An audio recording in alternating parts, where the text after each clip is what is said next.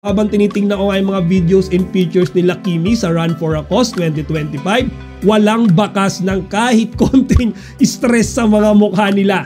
Parang fresh na fresh. Alam nyo yun, parang itong buong linggong to natutulog lang sila base doon sa mukha nila, di ba? Parang completely haggard free. Okay, ganyan talaga siguro yung mukha ng tao kapag in love, di ba? So mga chika, makikita rin natin si Kimi tsaka si Paolo na binisita yung kanilang mga fans na mga nanood sa black screening na yon.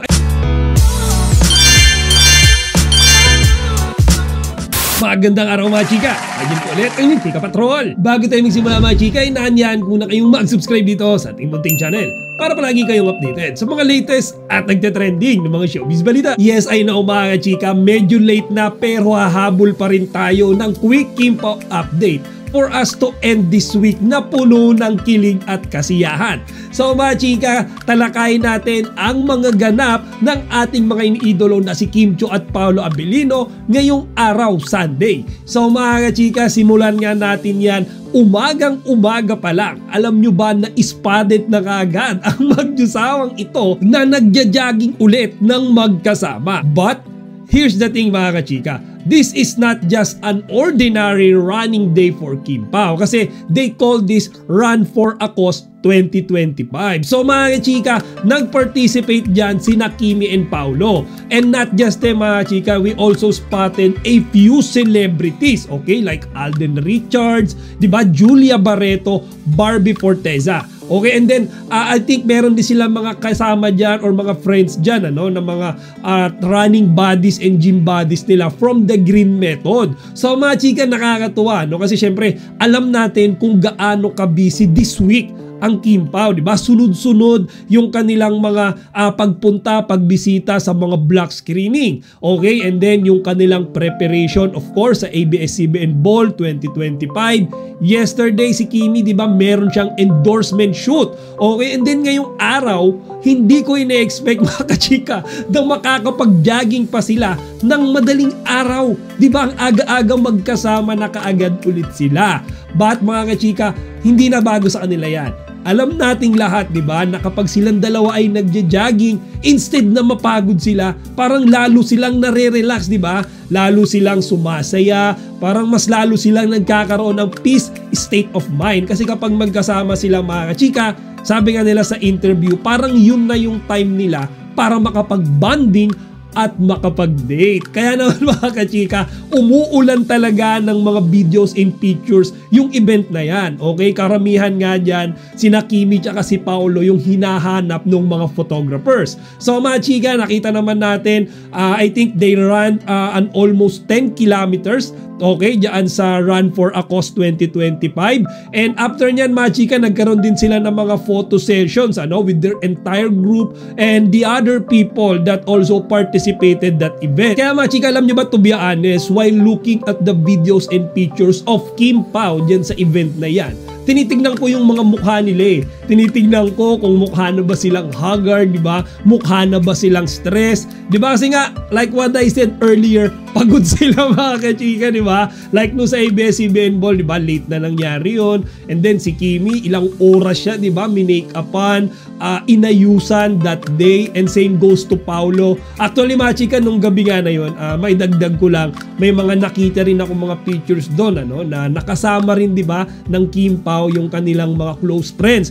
Particularly Kim, di ba? Kasama pala nila si Bella Padilla at si Angelica Panganiban sa table nila Darren. So, nandun din mga kachika yung team, di ba, ng What's Wrong with Secretary Kim. So, nakakatuwa din mga chika. Actually, hindi ko na isama yan sa content ko yesterday, pero talagang nag-enjoy din pala sina Kimi tsaka si Paolo sa ABS-CBN Ball 2025 kasi hindi lang silang dalawa yung nagkaroon ng quality time together kasi na-spend din nila yung gabi na nakipag-bonding din sila doon sa kanilang mga kaibigan.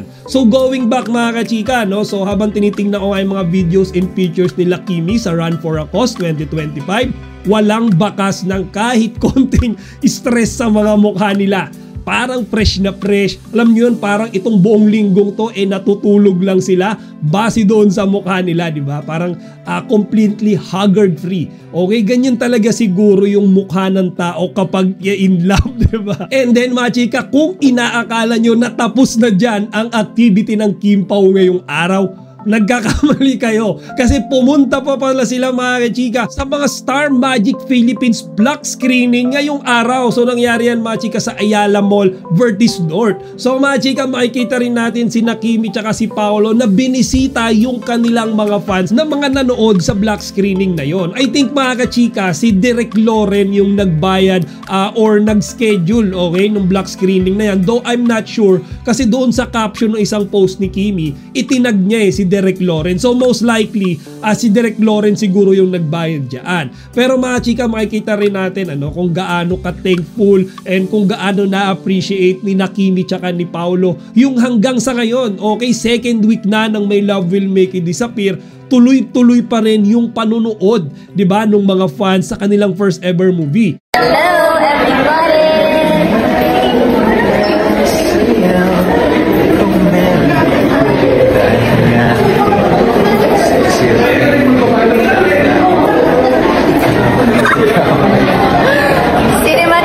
Block screenings kami for today. Thank you so much.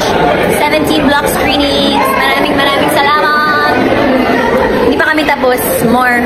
Ilan pa mo? Four. Four more. Let's go. And Kim to Global, maraming salamat for the screening. May pa-t-shirt pa talaga and all. Maraming salamat. And Mitch from Cambodia kasi hindi na siya makapagantay sa showing doon. Kailan ba? April 16 pa doon sa Cambodia. So, ayan. Hindi ko siya. So, maraming salamat. Sa lahat naman nandito, thank you so much. Magandang hapon po sa inyo sa oras nila sa Cremation and Team True Global.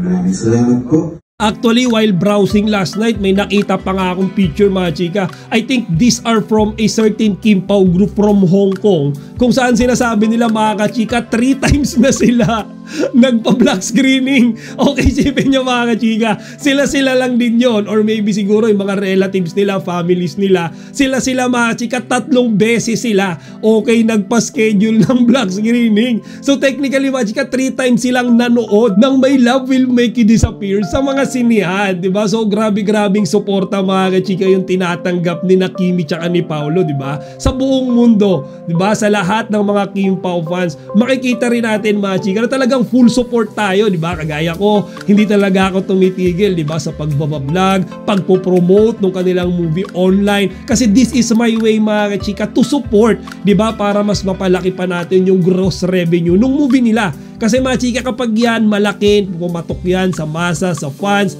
panigurado susundan nila yan eh. And of course mga chika, bukod sa Star Magic Philippines block screening, pinuntahan din nila yung iba pang mga block screening na in-schedule naman ng iba't pang mga Kim Pao community group. Like Kim Pao Global mga chika, minention niya ni Kimi nung siya ay nagpapasalamat. And for me mga chika, kahit hindi na magpasalamat si Kimi di ba, makita lang natin yung presence nilang dalawa, di ba, ni Paolo na pumunta doon kahit na pagod sila, di ba, from their jogging, di ba, nung umaga, and then for the entire week, di ba, pagod na pagod sila, pero talagang kahit yung rest day nila mga kachika ay ini-spend nila sa kanilang mga fans, sa kanilang mga supporters, mga followers, para syempre ito yung way para maibalik nila yung suportang tinatanggap nila sa mga ito. Kaya nga kagaya nung sinabi ko kanina mga chika, kapag bumulusok talaga yung kita ng My Love Will Make You Disappear, definitely mga kachika, kung wala mang part 2 etong movie na ito, panigurado gagawan ulit sila ng Star Cinema ng panibagong pelikula. Okay, sinisigurado ko yan. Kasi syempre makikita nila yung potential di ba, ni Kimi tsaka ni Paolo in theaters, di ba, in big screen. Kasi di ba, twice na silang gumawa ng serye magkasama, di ba? Patok di ba? Ngayon ine-explore naman nila yung big screen, yung mga sinihan. So itong My Love Will Make You Disappear mga chika, parang testing the waters pa lang ito Siguro yung mga paparating pa nilang movies mga chika, mas mas lalakihan na nila yung budget and of course mas paghahandaan nila and mas tututukan yung mga shooting. O siya mga chika, hanggang dito na lang muna. So we are all happy this week, okay, dahil sa kilig at saya ibinigay sa atin ni Kimi tsaka ni Paolo, especially di ba yung ABS-CBN Ball 2025, di ba? Yan ang one of the most awaited event, okay, na hinintay natin for Kimi and Paolo, at nangyari yan mga kichika last Friday. Okay, so it's very memorable not just for them but for the entire Kim Pao community. Till here na lang muna, Chiki Patrol signing out.